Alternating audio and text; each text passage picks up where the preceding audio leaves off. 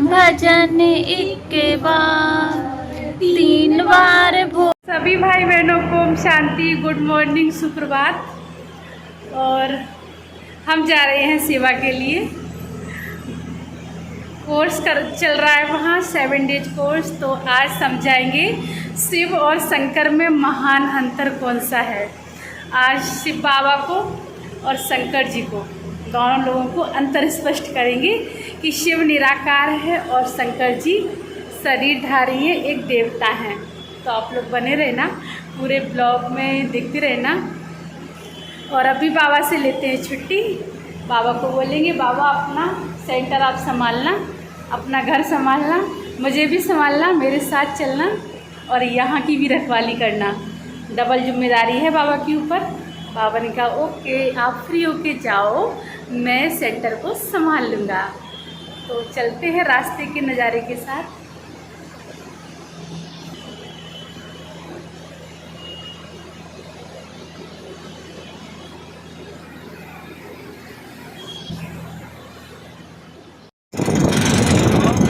जा रहे रास्ते के नज़ारे के साथ।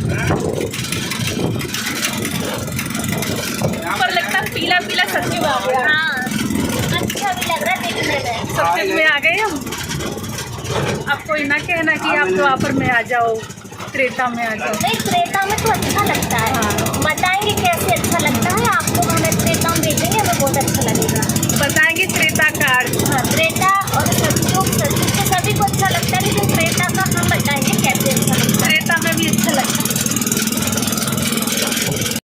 पहले पहले 10-15 को रास्ता बताकर फिर बाद में भोजन खाना चाहिए। पहले पहले 10-15 को बाबा का ज्ञान सुना दो, फिर उसके बाद बाबा का भोजन खाना चाहिए।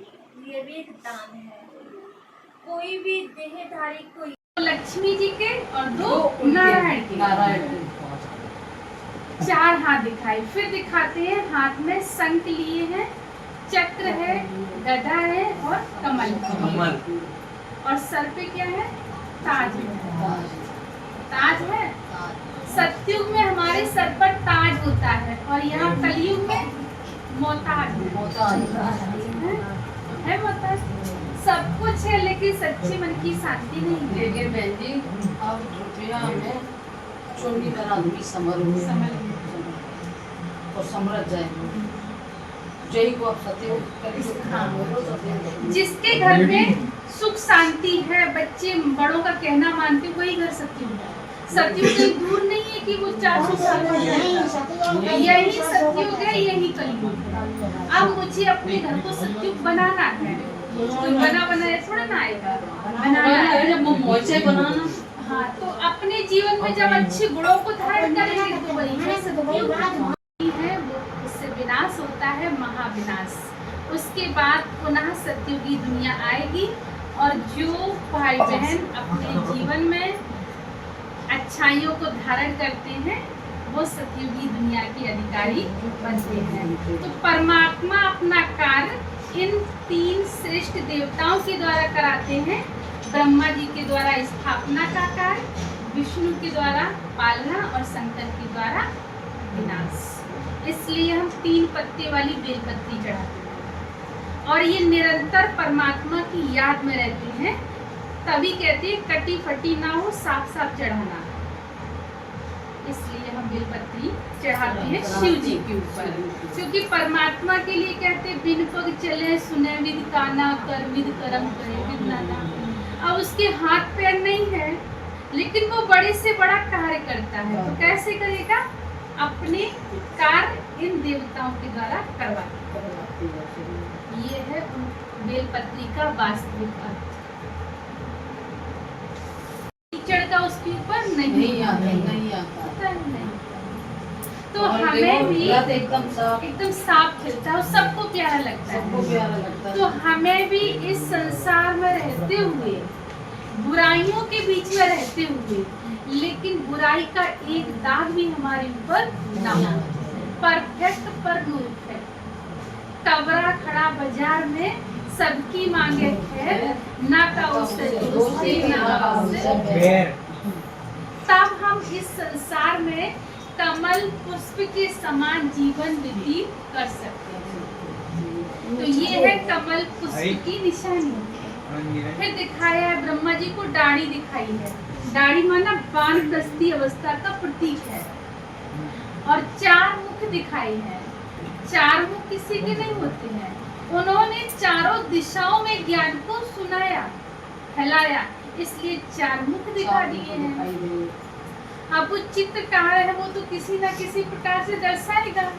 जैसे कहते हैं कि हनुमान जी की पूंछ थी, तो क्या वो 2.5 मीटर वाली पूंछ थी? कौन सी पूंछ थी? कौन सी पूंछ थी?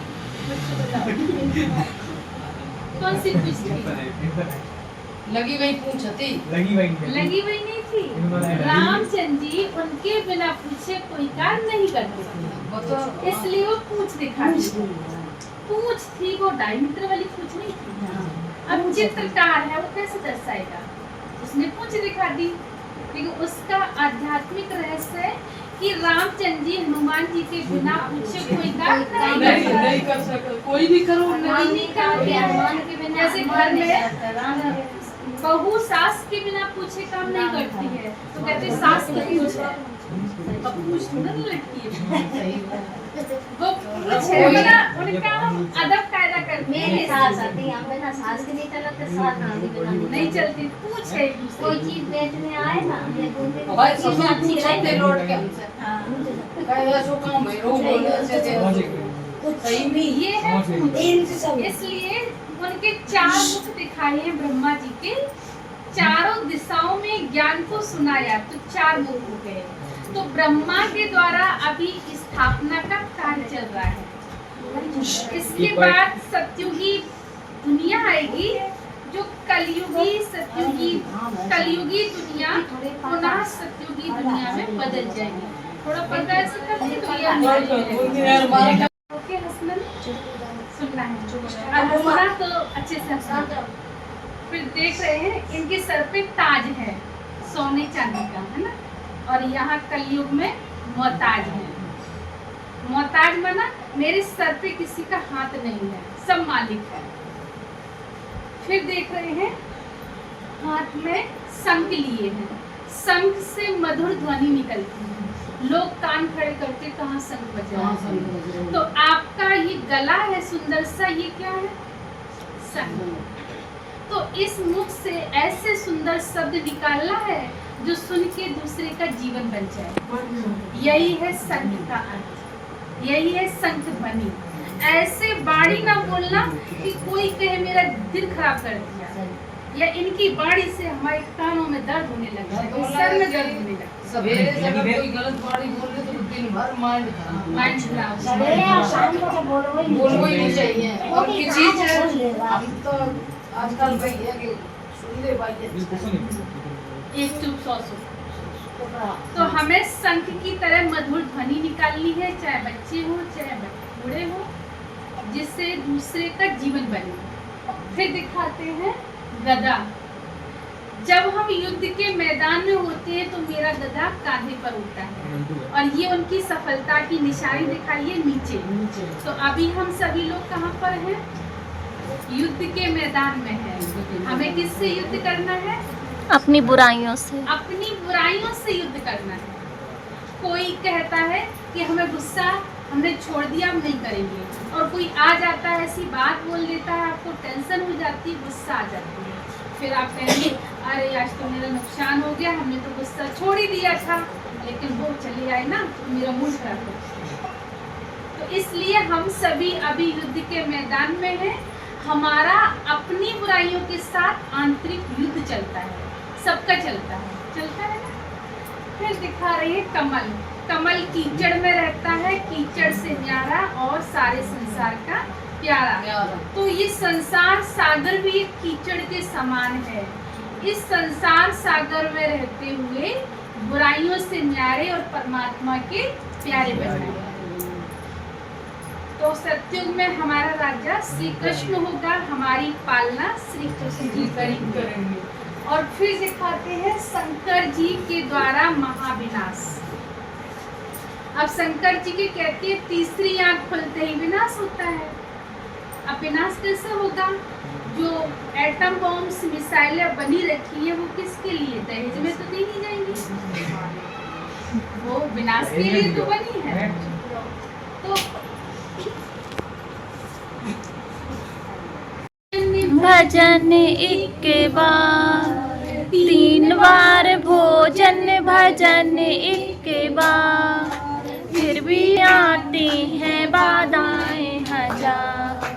3 बार भोजन, भजन एक बार फिर भी उसमें आती हैं बाधाएं हजार। मेरा मन कहता मैं सत्संग में जाऊं, मेरा मन कहता मैं सत्संग में जाऊं, सत्संग में जाऊं मुरली सुन के आऊं, सत्संग में जाऊं मुरली सुन के आऊं। घर से चलते चलते आ गए रिश्तेदार, घर से चलते चलते आ गए रिश्तेदार, फिर भी उसमें आती हैं बाधाएं हजार, फिर भी उसमें आती बाधाएं हजार। 3 बार भोजन, भजन एक बार, 3 बार भोजन, भजन एक बार फिर भी उसमें आती हैं बाधाएं हजार।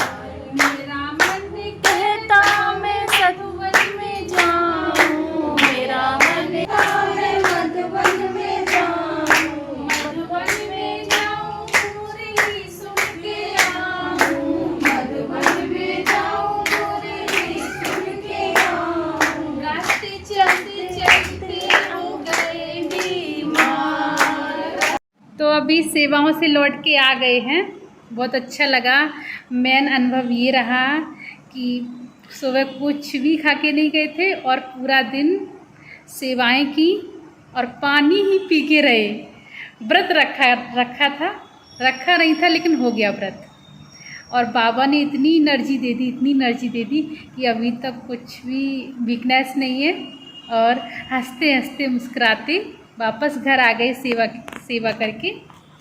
और मिलेंगे फिर नेक्स्ट वीडियो के साथ, ये भी खुश हैं। हंसते मुस्कुराते चेहरे के साथ मिलेंगे नेक्स्ट वीडियो में, खूबसूरत पलों के साथ, नेक्स्ट सेवाओं के साथ मिलेंगे। तब तक के लिए अपना ध्यान रखिए, खुश रहिए, मस्त रहिए और सभी भाई बहनों को प्यारा सा ओम शांति। मिलेंगे फिर, बाय।